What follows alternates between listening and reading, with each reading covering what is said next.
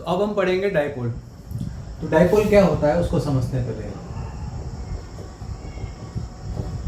ठीक है, electric dipole एक छोटा सा अरेंजमेंट होता है। इसमें दो इक्वल और अपोजिट चार्जेस होते हैं जो थोड़े से डिस्टेंस पर होते हैं। तो इलेक्ट्रिक डाइपोल में इक्वल और अपोजिट चार्जेस बहुत छोटे से सेपरेशन पे रखे होते हैं पास पास, तो उसको हम इलेक्ट्रिक डाइपोल कहते हैं। एग्जाम्पल के लिए जैसे हम नेचर में कहाँ देखने को मिलता है, H2O प्लस Q और माइनस Q बहुत पास पास रखे होते हैं, 2A कुछ डिस्टेंस मान लेते हैं इस पर। तो ये कहाँ देखने को मिलता है, जैसे H2O H plus OH minus, तो ये H2O बन गया। ऐसे ही HCl plus Cl minus, HF, और बहुत सारे एग्जाम्पल्स हैं जो कि हम इसको ले सकते हैं। जब भी इनको इलेक्ट्रिक फील्ड में रखते हैं, नेचुरली तो H2O होता है HOH, ठीक है ना, पर जब इसको इलेक्ट्रिक फील्ड में रखेंगे तो ये पोलराइज हो जाता है। तो उस सिस्टम को हम क्या कहते हैं, डाइपोल कहते हैं। अब हम क्योंकि इलेक्ट्रिक फील्ड कैलकुलेट कर रहे हैं सबकी वजह से, तो हम यहाँ पर भी क्या करेंगे, एक डाइपोल की वजह से इलेक्ट्रिक फील्ड की कैलकुलेशंस करेंगे। बेसिक कैलकुलेशन है, सिंपल कैलकुलेशन है। तो यहाँ पर होना क्या है, मान लीजिए सबसे पहले हम लोग करते हैं एक्सिस पर, ठीक है, electric field on axis, axial line पर। ये माइनस चार्ज था Q और ये प्लस का चार्ज है Q। मान लीजिए इसकी एक्सियल लाइन पर हमें इलेक्ट्रिक फील्ड कैलकुलेट करना है। दोनों के बीच का सेपरेशन था 2A, ये सेंटर पॉइंट है। तो सेंटर पॉइंट से R डिस्टेंस पे, सेंटर से R डिस्टेंस पे हमें इलेक्ट्रिक फील्ड निकालना है। यहां से या यहां से भी निकाला जा सकता है, कोई दिक्कत की बात नहीं। तो एक्सियल लाइन पर जो नेट इलेक्ट्रिक फील्ड आएगा वो कैसे आएगा, प्लस Q की वजह से इलेक्ट्रिक फील्ड, उसका वेक्टर एडिशन करेंगे माइनस Q की वजह से जो इलेक्ट्रिक फील्ड है उसके साथ। तो मान लीजिए प्लस Q की वजह से इलेक्ट्रिक फील्ड इस पॉइंट पर, इस पॉइंट का नाम दे देते हैं O पर प्लस Q की वजह से इलेक्ट्रिक फील्ड का डायरेक्शन होगा इधर, E due two plus Q, और माइनस Q की वजह से होगा इधर टूवर्ड्स, इसको भूल जाओ, इसको देखो, माइनस Q की वजह से इलेक्ट्रिक फील्ड होगा उधर E माइनस Q, और E नेट कितना आएगा, E नेट आ जाएगा E minus Q plus E plus Q, vector addition. अब क्योंकि दोनों के बीच में 180 डिग्री का एंगल है, 180 डिग्री का एंगल है, तो यहाँ पे सिंपल हम माइनस कर देंगे, प्लस Q में से माइनस Q को माइनस कर देंगे, plus Q minus minus Q, ठीक है। चलिए आगे बढ़ते हैं। अब देखिए E प्लस Q कितना है, E प्लस Q ये होगा KQ अपॉन ये डिस्टेंस, प्लस Q से लेके पॉइंट O तक का डिस्टेंस, ये डिस्टेंस कितना है R माइनस A। देखिए ये हाफ है ना, ये A हो जाएगा और ये भी A हो जाएगा, तो KQ upon R minus A का स्क्वायर, ये डिस्टेंस।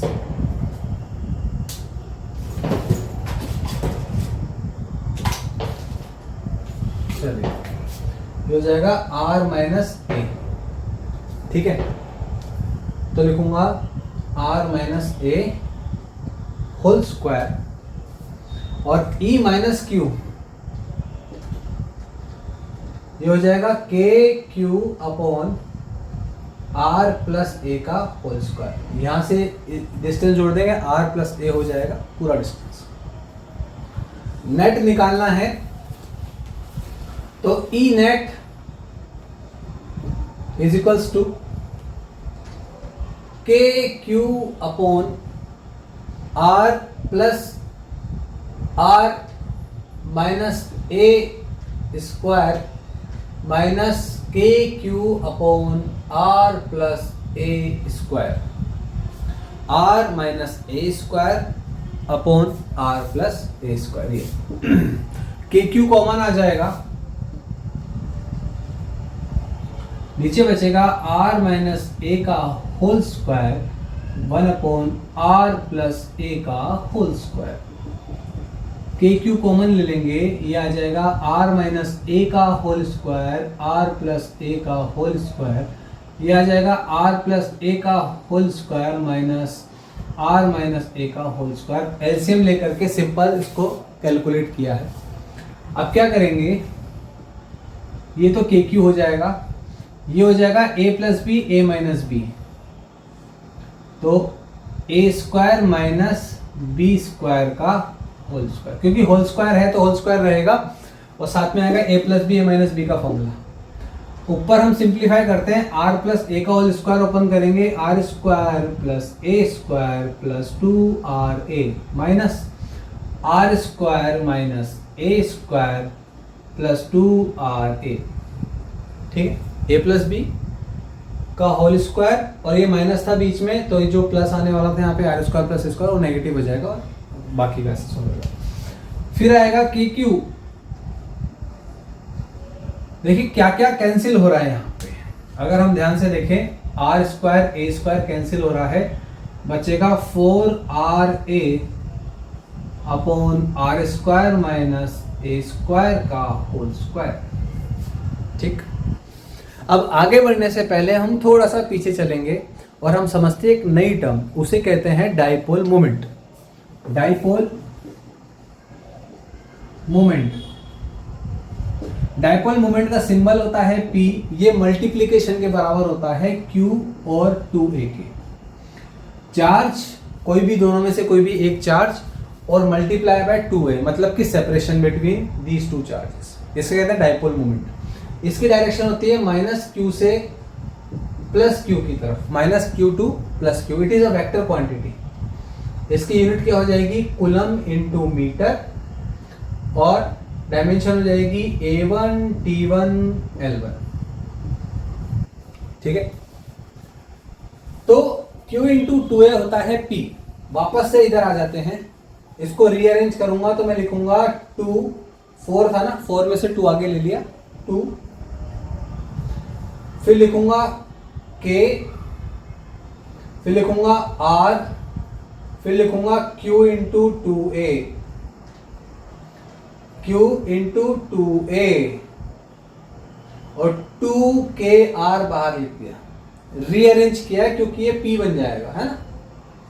अपॉन में आएगा R square minus A square का होल स्क्वायर, तो ये हो जाएगा 2KR 2KPR upon R square minus A square का होल स्क्वायर।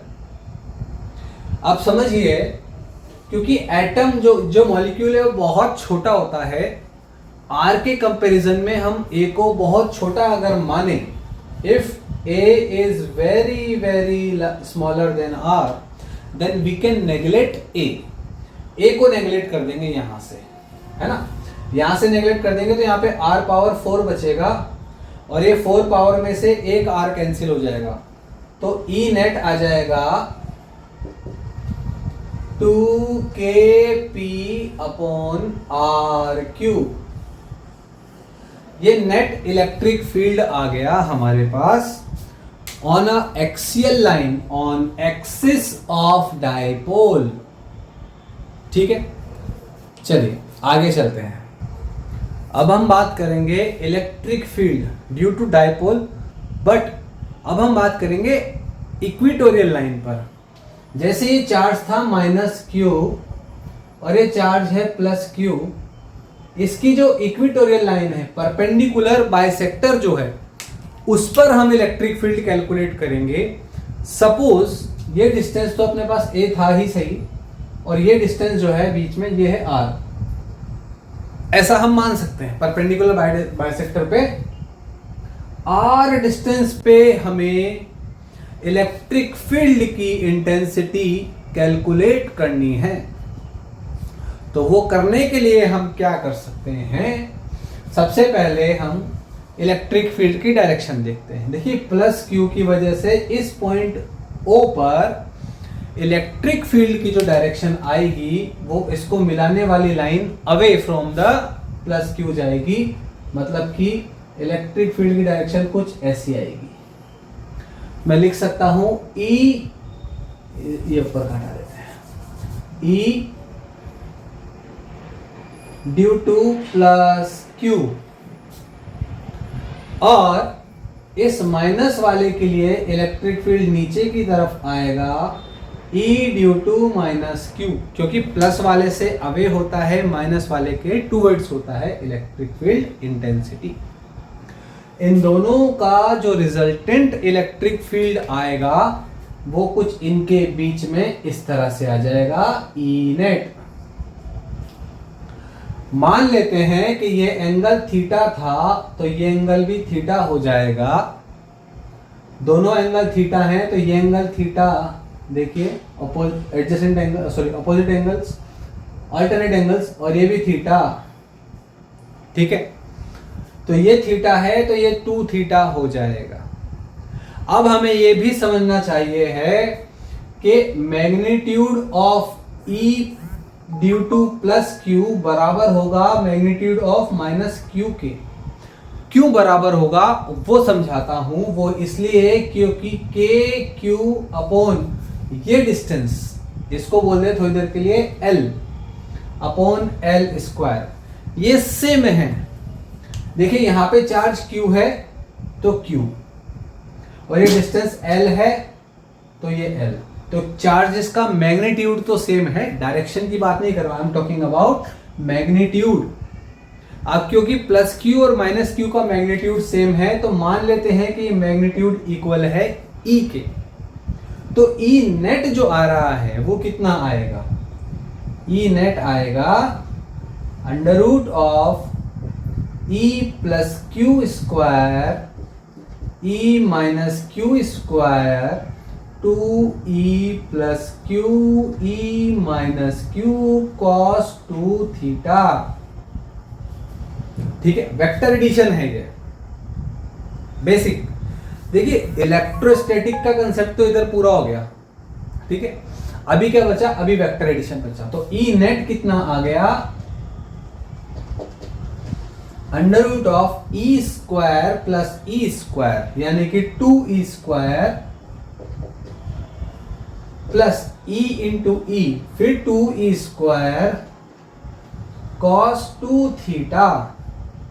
बेसिक वेक्टर चल रहा है। अब थोड़ा सा बेसिक मैथ्स आएगा, ट्रिगोनोमेट्री। तो अब हम लेंगे यहां पे E नेट, ये फ्रेम में आ रहा है, फ्रेम में आ रहा है, कोई दिक्कत नहीं। तो आ जाएगा E under root of 2 common ले लेंगे 1 प्लस कॉस 2 थीटा। तो भाई इसको हम लिख सकते हैं यहां पे E net is equals to E under root of 2, 1 को मैं लिखूंगा sine square theta plus cos square theta, sine square theta plus cos square theta, plus cos 2 theta को लिखेंगे cos square theta minus sine square theta, cos square theta minus sine square theta, cos square theta minus sine square theta. तो भाई यहां से sign और sign cancel हो जाएगा, क्या बचेगा? E बाहर है, under root of 2 into 2 cos square theta. तो 2 2s are 4 और ये स्क्वायर सब बाहर आ जाएगा, 2E कॉस थीटा हो जाएगा। E नेट, E नेट कितना आ जाएगा? 2E cos theta. ठीक, अभी हम E की वैल्यू रखेंगे, E की वैल्यू रखेंगे तो ये हो जाएगा 2KQ upon L square multiply by cos theta. इस ट्रायंगल में अगर कॉस थीटा की वैल्यू हम देखें, ये L है, ये R है, ये A है, ये थीटा है। कॉस थीटा होता है A upon adjacent, adjacent upon hypotenuse, hypotenuse कितना है? L, तो आ जाएगा A अपॉन L। ठीक है, A अपॉन L तो हो जाएगा 2, सॉरी इसको हम लिखेंगे K Q into 2A, Q into 2A upon L cube, तो आ जाएगा के पी अपॉन एल क्यूब। हमें के पी अपॉन एल क्यूब, ठीक है। अब एल कितना है, एल क्या है, एल होगा हमारे पास, ये तो कॉस थीटा था, एल होगा under root of R square plus A square. तो यहां लिख देते हैं K P upon R square plus A square की पावर 3/2। अगेन वही अजम्पशन मानेंगे, ए है बहुत छोटा आर से, तो वी कैन नेग्लेक्ट ए, तो ई नेट आ जाएगा के पी अपॉन आर क्यूब। इसके पहले आया था 2 के पी अपॉन आर क्यूब, अभी आया है के पी अपॉन आर क्यूब। इसी डेरिवेशन को हम और दूसरे तरीके से भी कर सकते हैं, जिससे कि ये थोड़ा और ज्यादा कंपैरेटिवली आसान हो जाता है, कैलकुलेशन पार्ट जो है वो कम हो जाता है। वो कैसे करते हैं, एक कंपोनेंट आ रहा है E माइनस क्यू, एक जा रहा है E प्लस क्यू, और यहां पर है E नेट।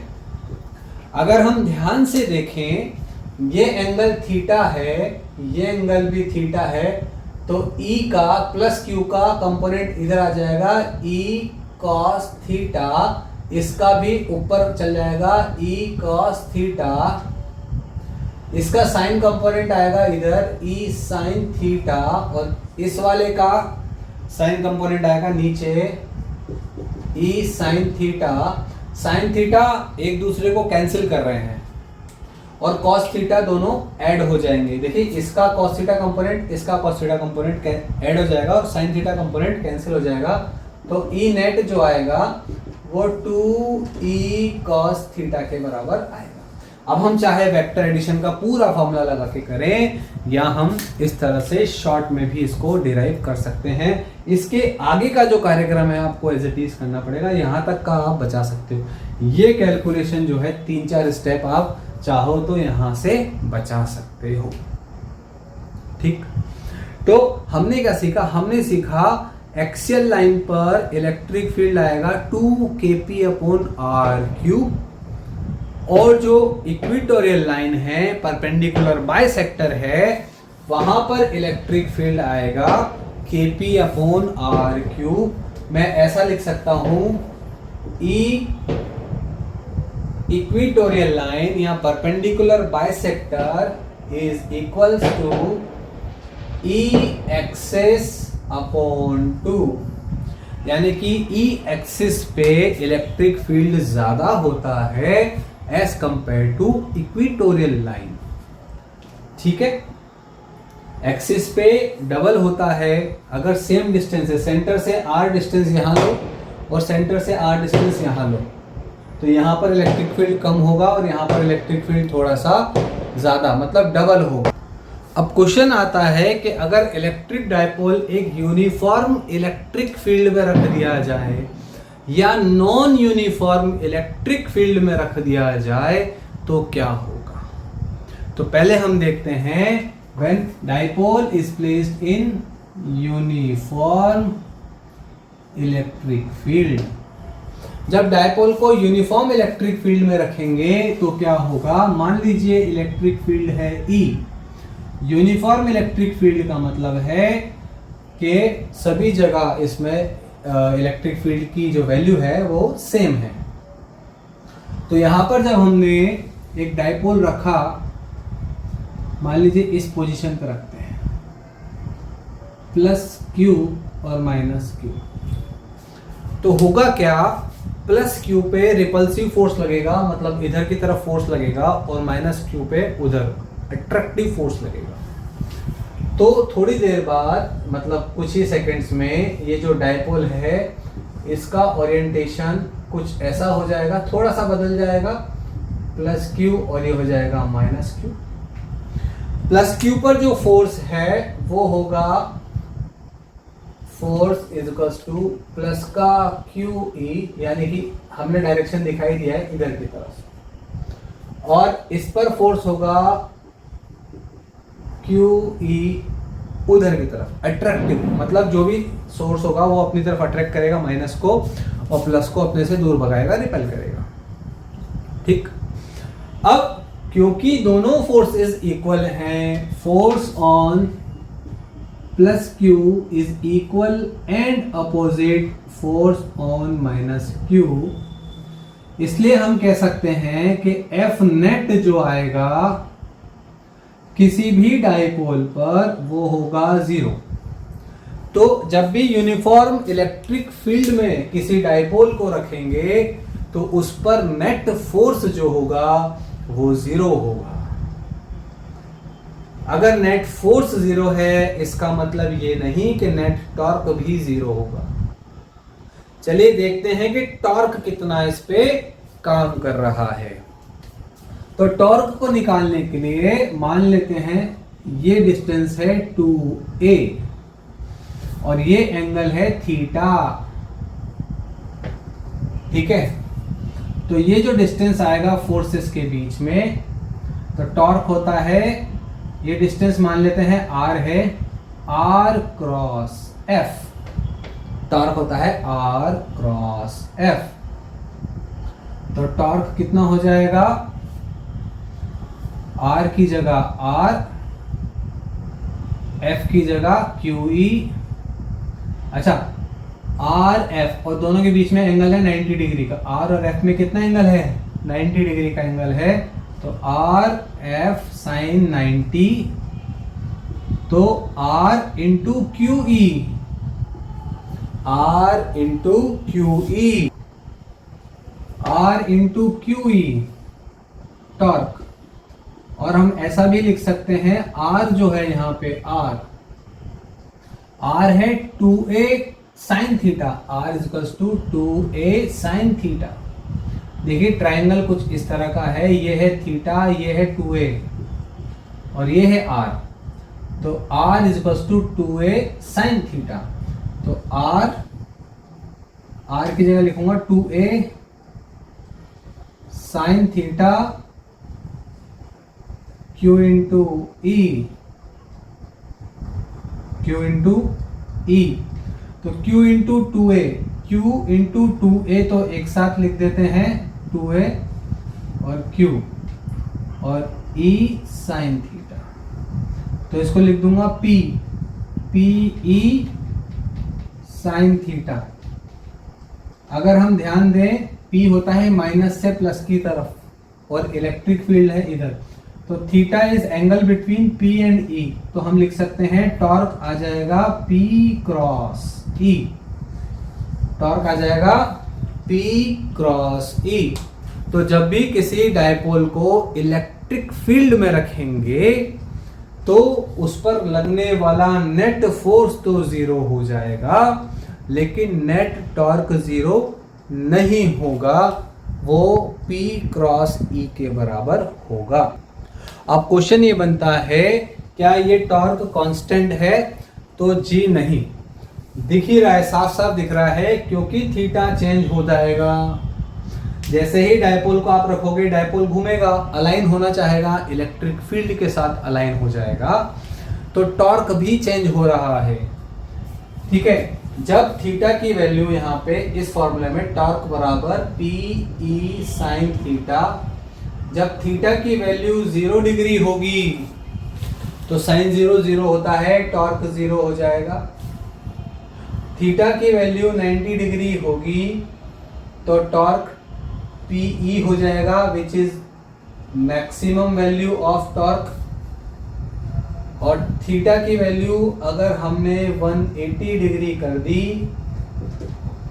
तो टॉर्क कितना हो जाएगा, वापिस से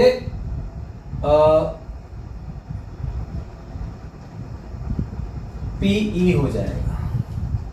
ठीक है, तो कहने का मतलब ये है, सॉरी P नहीं, 0 हो जाएगा,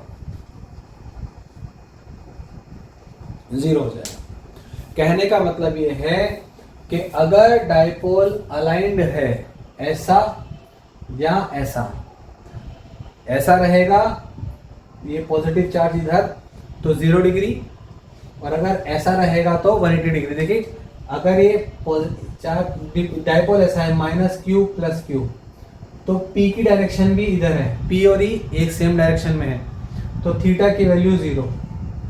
और अगर उल्टा आ गया ऐसे -q + q, तो p इधर हो जाएगा, माइनस से प्लस होता है p, तो थीटा की वैल्यू आ जाएगी पाई, यहाँ 180 डिग्री, पाई रेडियन है 180 डिग्री।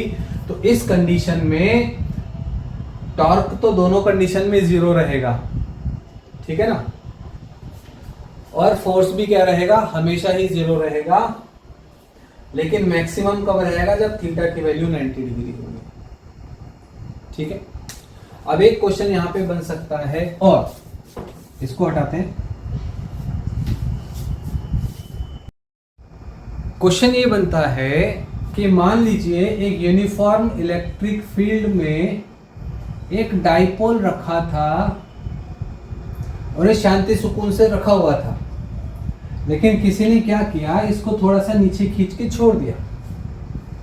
नीचे खींच के छोड़ दिया तो होगा क्या कि ये ऑसिलेट करने लग जाएगा। ऑसिलेट करेगा तो उसका टाइम पीरियड बताओ कितना होगा। तो टाइम पीरियड निकालने के लिए क्या करेंगे, मान लीजिए कि हमने इसको थीटा एंगल तक घुमाया -q + q, और थीटा एंगल तक घुमा करके छोड़ा, तो ड्यू टू टॉर्क ये गोल घूमेगा और इधर आएगा तो ये अपनी इक्विलिब्रियम पोजीशन पर रुक नहीं पाएगा, क्योंकि इसके पास काइनेटिक एनर्जी आ चुकी है, और वो नीचे जाएगा, फिर वही साइकिल घूमता रहेगा ऊपर नीचे, और ये ऑसिलेट करता रहेगा। उसका टाइम पीरियड निकालने के लिए हम क्या करेंगे, हमें पता है टाउ होता है PE sin थीटा। अगर हम कह रहे हैं थीटा इज स्मॉल, तो sin theta is equals to theta. अगर थीटा छोटा है, छोटे एंगल के लिए sin थीटा को थीटा लिख सकते हैं, तो टाउ बराबर हो जाएगा PE थीटा, और टाउ होता है I अल्फा, ये PE थीटा। I होता है मोमेंट ऑफ इनर्शिया और अल्फा होता है एंगुलर एक्सेलरेशन। तो इसको लिखेंगे I d2 theta upon dt2 is equals to PE theta, ठीक है। ये इधर चल जाएगा तो अल्फा हो जाएगा, इसको वापिस से अल्फा ही लिख लेते हैं। अल्फा होता है -ω² theta is equals to PE upon I into theta. तो ω² की वैल्यू हमारे पास आ जाएगी PE अपॉन I, तो ω² हो जाएगा 2π/t is equals to √PE upon I। तो टाइम पीरियड आ जाएगा यहाँ से 2π√I अपॉन PE। ये टाइम पीरियड आ गया एक डाइपोल का, जो कि रोटेट कर रहा है, घूम रहा है, ऑसिलेट कर रहा है, रोटेट नहीं सॉरी ऑसिलेट कर रहा है, ठीक है ना, सिंपल हार्मोनिक मोशन हो रहा है इसका एक यूनिफॉर्म इलेक्ट्रिक फील्ड में। इसके बाद आगे चलते हैं। अब बात करते हैं हम लोग एक नया क्वेश्चन। मान लीजिए ये डाइपोल था -q + q, इसको थीटा एंगल घुमाने के लिए कितना वर्क करना पड़ेगा, थीटा एंगल घुमाने के लिए कितना वर्क करना पड़ेगा, क्योंकि थीटा वेरिएबल है, वर्क डन होता है टाउ डी थीटा घुमाने के लिए मैंने वर्क किया डी थीटा घुमाने के लिए वर्क डन कितना हुआ dw, तो टोटल वर्क डन आ जाएगा w is integration of dw integration of PE sin theta d theta from θ1 to θ2। Limit लगा दी, किसी एंगल θ1 से θ2 तक हमने इसको घुमाया, कितना वर्क करना पड़ेगा, तो वर्क डन आ जाएगा PE integration of sin theta d theta, ठीक है, PE integration of sin theta d theta θ1 से θ2 तक। अब क्या करेंगे हम यहाँ पे sin थीटा का इंटीग्रेशन करेंगे, तो हो जाएगा PE माइनस cos थीटा θ1 से θ2। यहाँ पर जो वर्क डन आ जाएगा वो आ जाएगा PE cos θ1 cos theta 1 minus cos theta, ये वर्क डन आ गया डायपोल को घुमाने के लिए। इसी को पोटेंशियल एनर्जी भी कहते हैं। डायपोल की किसी यूनिफॉर्म इलेक्ट्रिक फील्ड में डायपोल के पास जो पोटेंशियल एनर्जी होती है वो होती है PE cos theta 1 cos theta 2। ठीक है, पोटेंशियल एनर्जी, पोटेंशियल एनर्जी। ठीक है, चलिए।